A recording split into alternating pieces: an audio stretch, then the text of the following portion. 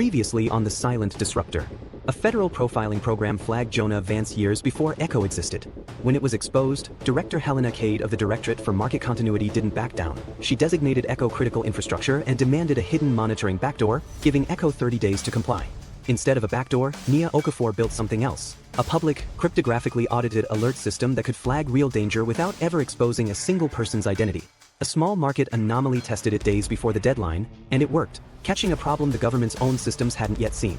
Cade agreed to consider it as a pilot, but she left Echo's office with a warning: something larger than a small anomaly was building somewhere in the system.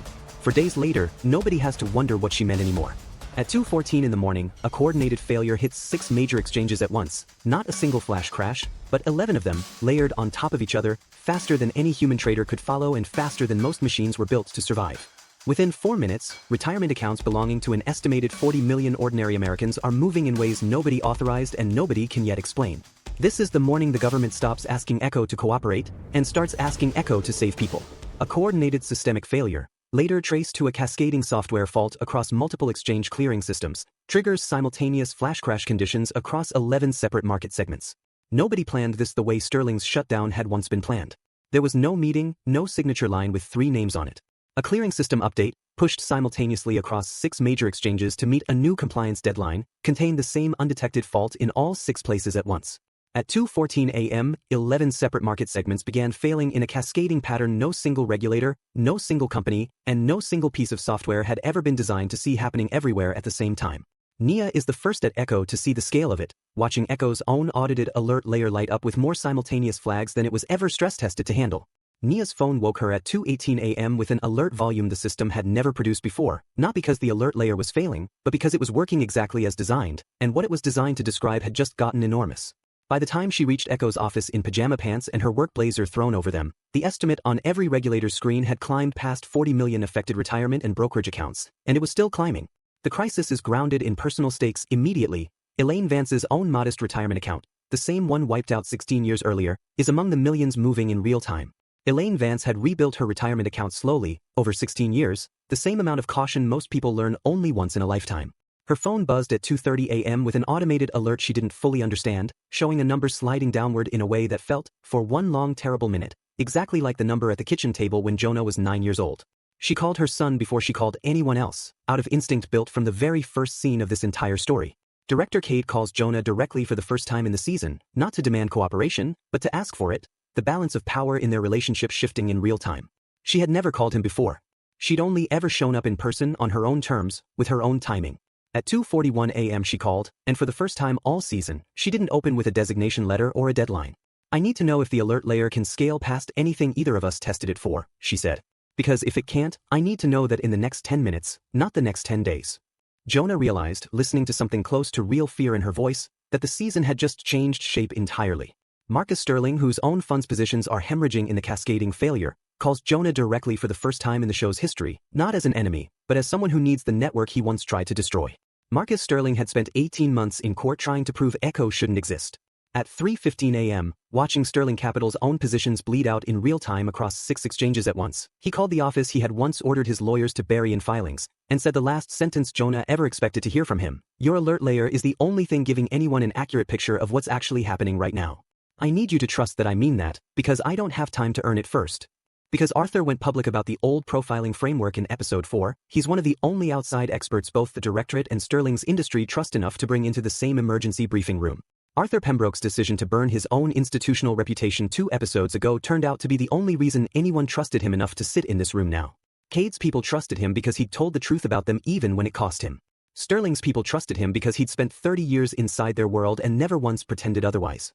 At 3:40 a.m., in a windowless federal briefing room, Arthur Pembroke was the only person both sides would let speak first. Under Jonah's direction, Nia and a rapidly assembled team rewrite the alert layer's throughput limits in real time, live, under crisis pressure, to handle a volume of systemic risk data nobody had designed it for. Nia had exactly one advantage nobody could take from her at 3:50 a.m. She had built the alert layer to be honest about its own limits, which meant she knew precisely where it would break under the current load, for hours before it actually would have. She rewrote its throughput handling live, with 12 engineers relaying changes across 3 time zones, while the system kept publishing every single alert to the same public log it always had, even the ones admitting, honestly, that it was still catching up. Cade must justify to her own leadership why she's relying on Echo's public system instead of pushing through the original backdoor demand in the middle of an active emergency. Her own Director General asked her, bluntly, why she hadn't simply invoked emergency authority to force Echo's original compliance the moment the crisis began, authority she technically still had. Cade answered without hesitation, because the version of Echo we tried to build in secret would have taken months to deploy safely and none of us would have trusted it under this kind of load.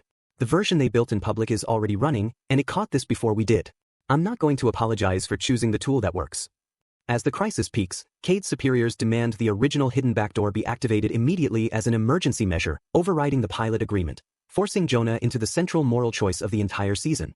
At 5 a.m., with the crisis still climbing, an order came down from above Cade's own authority: activate a full identity-resolving monitoring capability across Echo's network immediately, citing emergency powers that made the earlier 30-day framework look almost gentle by comparison. Cade delivered the order to Jonah herself, without dressing it up. They want to know exactly whose accounts are moving and why, by name, right now, she said. I can't promise you I'll be able to refuse this one on your behalf much longer. Before answering Cade, Jonah steps away and calls Elaine, grounding the entire season's central decision back in the personal why that started everything. He had lawyers 3 floors down and a board that would have understood if he'd called them first. He called his mother instead. They want me to let them see everybody's name, he told her, to maybe stop what's happening to your account right now. Elaine was quiet for a moment. Baby, she finally said, you didn't build this so people like me could be protected by somebody watching us in secret. You built it so we'd finally get to see what was happening for ourselves. Don't give that up to fix one bad morning. He hung up knowing exactly what he was going to say.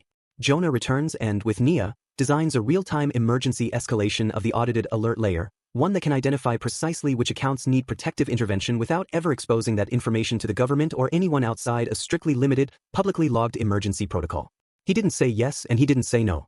He asked Nia one question. Could the alert layer, in an actual declared emergency, flag specific at-risk accounts for protective trading pauses, initiated by the exchanges themselves, not by the government, without any human being outside the account holder ever learning whose account it was? Nia thought about it for exactly the length of time it took her to sketch the answer on the whiteboard. 19 minutes later, they had a design. It gave regulators exactly the protective capability they claimed to need, and nothing else. Jonah refuses the identity-resolving backdoor outright, then presents the 19-minute design as the only version of emergency cooperation he will ever agree to, forcing Cade to make her own choice about how far to push. The answer is no, Jonah told her, and it's going to stay no, this morning and every morning after it. Then he showed her the whiteboard design before she could respond. This protects the same 40 million accounts. It just doesn't require anyone to know their names to do it. Cade looked at the design for a long moment, then looked at her phone, where an order from above her own authority was still waiting for a response. I have about 4 minutes, she said, to decide whether I'm the kind of director who reports this exists, or the kind who reports it worked.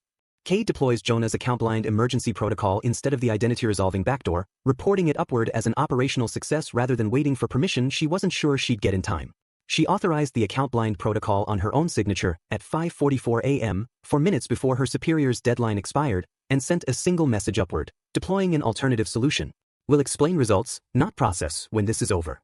It was, her deputy would say later, the first time in 10 years anyone had seen Helena Cade choose a result she couldn't fully control over a process she could.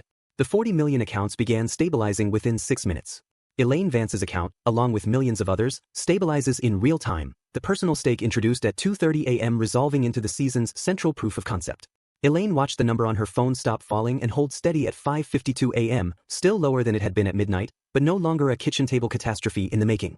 She didn't fully understand the account-blind protocol that had just protected her, and she never asked her son to explain it in detail. She only needed to know one thing, and he told her plainly when he finally called back. Nobody had to know it was you, Mom. That was the whole point. Marcus Sterling visits Echo's office in person for the first time in the series' history, not to negotiate or threaten, but to acknowledge, briefly and without sentimentality, what just happened.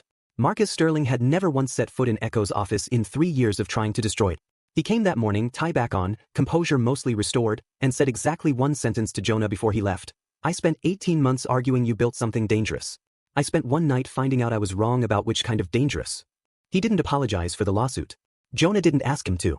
They shook hands anyway, briefly, the way people do when neither one is pretending the last 3 years didn't happen.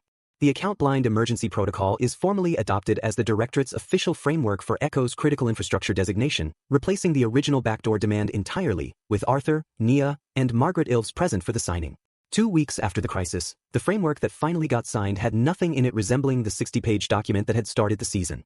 It codified the account-blind protective protocol as Echo's official emergency cooperation model, publicly logged, independently auditable, controlled by no single party. Margaret Ilves, invited by Jonah himself, sat in the front row. Arthur signed as an outside advisor for the first time since his own reputation had taken the hit that made this framework possible at all. Alone after the signing, Jonah receives a final, unexpected message from the reassigned whistleblower, Thomas Reyes, not about the directorate, but about something older, an anonymous benefactor who quietly paid Echo's very first server bill, years before anyone at the company should have had that kind of help.